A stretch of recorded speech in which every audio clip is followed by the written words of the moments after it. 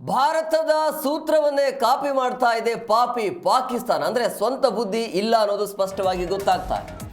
ಭಾರತ ಏನು ಮಾಡುತ್ತೆ ಅದನ್ನು ಪಾಕಿಸ್ತಾನ ಮಾಡ್ತಾ ಇದೆ. ಭಾರತದ ಸೂತ್ರವನ್ನೇ ಕಾಪಿ ಮಾಡ್ತಾ ಇದೆ ಪಾಕಿಸ್ತಾನ. ವೈರಿ ರಾಷ್ಟ್ರ ಪಾಕಿಸ್ತಾನದಿಂದಲೂ ಸರ್ವಪಕ್ಷ ರಚನೆ ಆಗಿದೆ. ಜಾಗತಿಕ ವೇದಿಕೆಗೆ ಶಾಂತಿ ನಿಯೋಗವನ್ನು ಕಳುಹಿಸಲಿದೆಯಂತೆ. ವಿಶ್ವದಲ್ಲಿ ತನ್ನ ಇಮೇಜನ್ನು ಸುಧಾರಿಸಲು ಪಾಕ್ ಮಾಡ್ತಾ ಇರುವಂಥ ಪ್ರಯತ್ನ ಇದೆ. ಬಿಲಾವಲ್ ಭುಟ್ಟೋ ಜರ್ದಾ ಅವರಿಗೆ ಈ ಹೊಣೆ ನೀಡಲಾಗಿದೆ. ಭಾರತದ ಹೆಜ್ಜೆ ನೋಡಿ ಪಾಕ್ ಶಾಂತಿಯ ಸಂದೇಶ ಇದೆ. ಭಾರತದ ಸೂತ್ರವನ್ನೇ ಅಂದರೆ ಭಾರತ ಇಲ್ಲಿ ಯಾವ ರೀತಿಯಾಗಿ ಕೆಲವೊಂದಿಷ್ಟು ನಿರ್ಣಯಗಳನ್ನು ತೆಗೆದುಕೊಳ್ತಾರಲ್ಲ ಅದೇ ರೀತಿಯಾಗಿ ಈಗ ಪಾಕಿಸ್ತಾನ ಮಾಡ್ತಾ ಇದೆ. ಅಂದರೆ ಇದನ್ನು ಇಡೀ ವಿಶ್ವ ನೋಡ್ತಿರತ್ತೆ.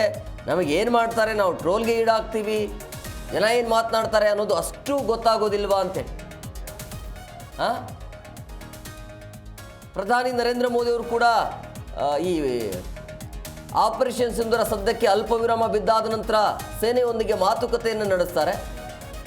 ಅದೇ ರೀತಿಯಾಗಿ ಪಾಕಿಸ್ತಾನದ ಪ್ರಧಾನಿ ಅದೇ ಕೆಲಸವನ್ನು ಮಾಡ್ತಾನೆ. ಅದಾದ ನಂತರ ಮೋದಿಯ ನೇತೃತ್ವದಲ್ಲಿ ಸರ್ವ ಪಕ್ಷಗಳ ಸಭೆಯನ್ನು ಮಾಡಲಾಗತ್ತೆ. ಮುಂದೆ ಏನು ಅನ್ನೋದ್ರ ಬಗ್ಗೆ ಈಗ ಇಲ್ಲಿ ಭಾರತದಲ್ಲಿ ಏನೇನು ಡೆವಲಪ್ಮೆಂಟ್ ಆಗ್ತಾ ಇದೆಯಲ್ಲ, ಏನೇನು ಯಾವ ರೀತಿಯಾಗಿ ಸಭೆಗಳನ್ನು ಮಾಡಲಾಗ್ತಾ ಇದೆಯಲ್ಲ ಅದೇ ರೀತಿಯಾಗಿ ಪಾಕಿಸ್ತಾನದಲ್ಲೂ ಕೂಡ ಈಗ ಸರ್ವಪಕ್ಷ ಸಭೆಯನ್ನು ರಚನೆ ಮಾಡಿದ್ದಾರೆ. ಅಂದರೆ ಭಾರತ ಏನು ಮಾಡ್ತಾರೆ ಅದೇ ರೀತಿಯಾಗಿ ಸೇಮ್ ಟು ಸೇಮ್.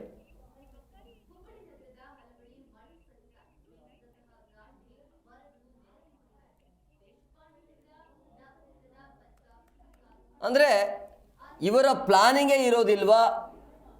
ಅಂದರೆ ಇಲ್ಲೇ ಸ್ಪಷ್ಟವಾಗಿ ಗೊತ್ತಾಗತ್ತೆ ಆ ದೇಶ ಎಷ್ಟರ ಮಟ್ಟಿಗೆ ಭಿಕಾರಿ ಇದೆ ಅಂತೇಳಿ.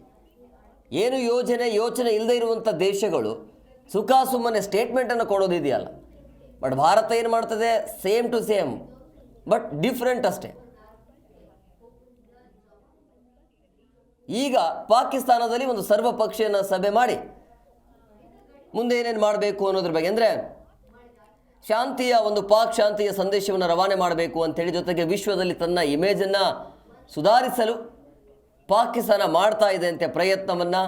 ಭಾರತ ಯಾವ ರೀತಿಯಾಗಿ ಆರಂಭದಲ್ಲಿ ಈ ಆಪರೇಷನ್ ಸಿಂಧೂರಕ್ಕೆ ಬ್ರೇಕ್ ಬಿದ್ದಾದ ನಂತರ ಹೇಗೆಲ್ಲ ಭಾರತೀಯ ಸೇನೆಯವರನ್ನ ಮೀಟ್ ಮಾಡಿ ಅವರಿಗೆ ಆತ್ಮಸ್ಥೈರ್ಯ ತುಂಬುವಂಥ ಕೆಲಸವನ್ನು, ನಿಮ್ಮ ಜೊತೆಗೆ ನಾವಿದ್ದೀವಿ ಅಂಥೇಳಿ ಸಂಭ್ರಮಾಚರಣೆಯನ್ನು ಮಾಡಿದ್ರಲ್ಲ ಅದೇ ರೀತಿಯಾಗಿ ಈ ಪಾಕಿಸ್ತಾನ ಮಾಡ್ತಾ ಇದೆ.